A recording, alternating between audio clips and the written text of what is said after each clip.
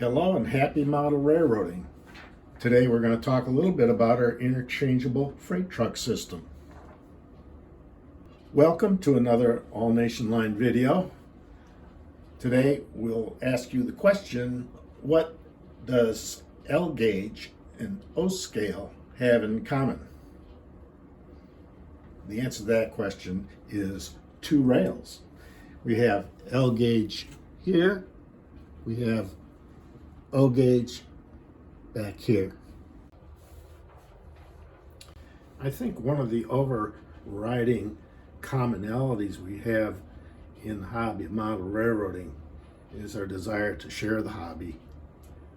We tend to have an affinity for detail, even if it's in different scales. But mostly, I think when we share the hobby, we have camaraderie, we like to socialize, we like to meet up at model railroad meets, clubs, and it may be that we're a little standoffish when it comes to different gauges. The L gauge is interesting because it's so very close to the O scale, OW5 or P48, that a lot of us model, and it would be nice if there was some interoperability between L gauge and O scale. The track dimensions on L gauge are just a little bit wider than the O scale, but things like the freight cars are very close dimensionally. So in order to facilitate something like the idea of taking a couple of freight cars in O scale and running them on my friend's L gauge layout, or vice versa, we need an easy way to interchange trucks. And that's what we're going to talk about in this video. These are the actual parts for one truck that is one of a pair, of course, in the kit. And as you can see, our main parts, primarily the bolster that holds the wheel sets, is 3D printed, and it has some brims and possibly some 3D printed threads that need to be cleaned up with the file. So we'll do that right now, and then we'll show you what that looks like right afterwards. So before we go to any further detail on assembling these trucks, I think we should talk about the body bolster clip that we use and we mount to the underside of the body of the freight car. And this is what makes it easy to remove trucks and take them on and off, pop them on and off. So I happened to grab this at the train show for about $5, this old stock car, and it didn't have any trucks. And what I'm going to do is I want to mount that clip on both ends of my car, and I will use the 440 Philister head screw to mount those. Now in this particular car, the hole is too large, so I'm going to either replace that plug with the correct hole and tap it for this screw, or I'm going to take this particular body apart and mount or glue in a 440 nut on the other side of this floor. Most of the time for a simple car like this, it's easy to take them apart, the floor comes off from the body, and you can, in this case, what I'll do is I will put in and probably glue in a 440 nut so that we can get a good mount, because the hole on this particular bolster is too large for a 440 screw. And then we'll reassemble that. So you can pick some of these models up relatively cheaply at the train shows. A lot of times they look pretty good, they might need a little work, and you can mount our car body clip on there. And it's easy because if you take a look at the pair of trucks on this particular hopper car where we have the clip, you can spread the clip either with your fingers or with a screwdriver. In this case, I can just lift it out And you'll note that the head of the screw inserts into the top of this bolster here, and that's how it pivots, and this also pivots, so you have a good means of this tracking well on your curves. And of course, these are scale wheels. So this is the secret to popping off a truck and putting on an L gauge truck if you wanted to take and go from O scale and run this car on an L gauge modular layout. The same is true if you wanted to take the trucks off of, say, the flat car. Load configurations a lot of times are easy to switch out on these cars, but you can take these particular trucks off the same way really quickly and pop on the scale trucks.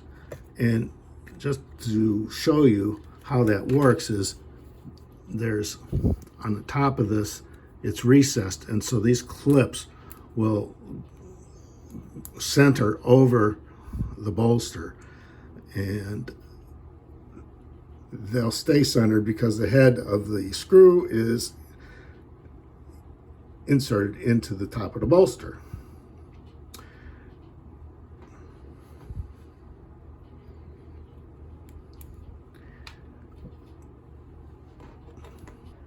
So that gives you a little insight into the ease of interoperating your cars on the two different scale layouts. So back to assembly.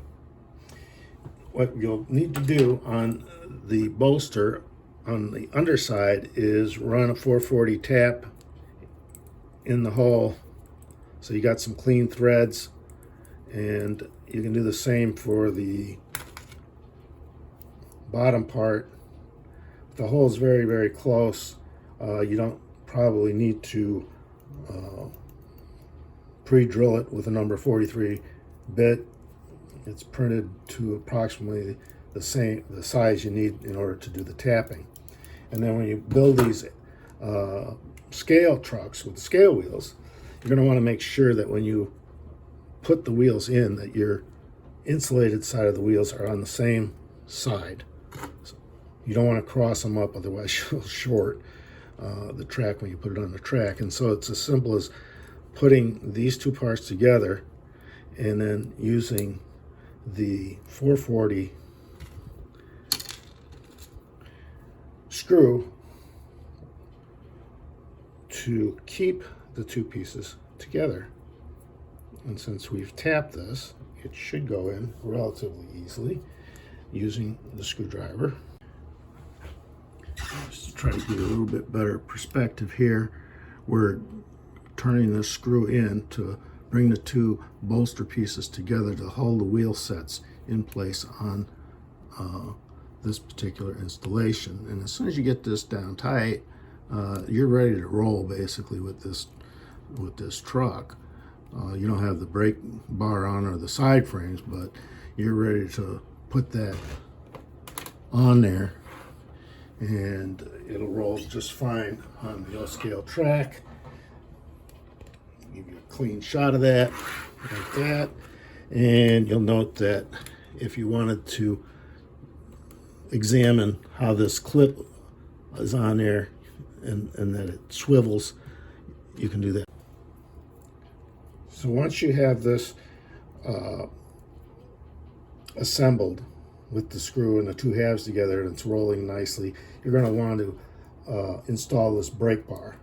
And the way you do that is it just goes over the screw here, but you'll note that there's pilot holes on either side that you would take number 60 drill bit, drill those two pilot holes out, and then take your 090 tap and tap those screws for your 090s, and that's what holds the brake bar on. So in comparison, when you mount the brake bars onto the truck with your 090 screws, you're ready to put the side frames on. To do so, you want to make sure that you don't put the side frames upside down. because what you're going to do is you're going to put a little drop of CA glue on there to hold it in place. Now these side frames will accommodate the ends of your axles like so, and you'll glue one side first, let it set, and then do the other side frame on the other side. But again, that's after you've mounted the brake bar. At that point, you're finished with the assembly process. The only difference in the assembly process for the L-gauge truck is the fact that you have to press the wheels onto the 2mm axles.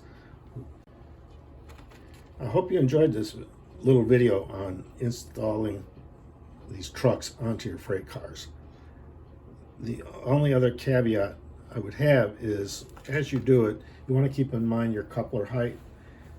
You can always shim the trucks. We do have washers if you need to shim the car higher. If the coupler needs to come lower, we have shims for coupler pockets. So that's really not too big a deal. Most of the time, you're going to find that you're going to be very close on coupler heights, regardless of which truck you use. So let us know in the comments if you have any suggestions, likes, dislikes. We will be more than happy to reply to your comments. Thank you.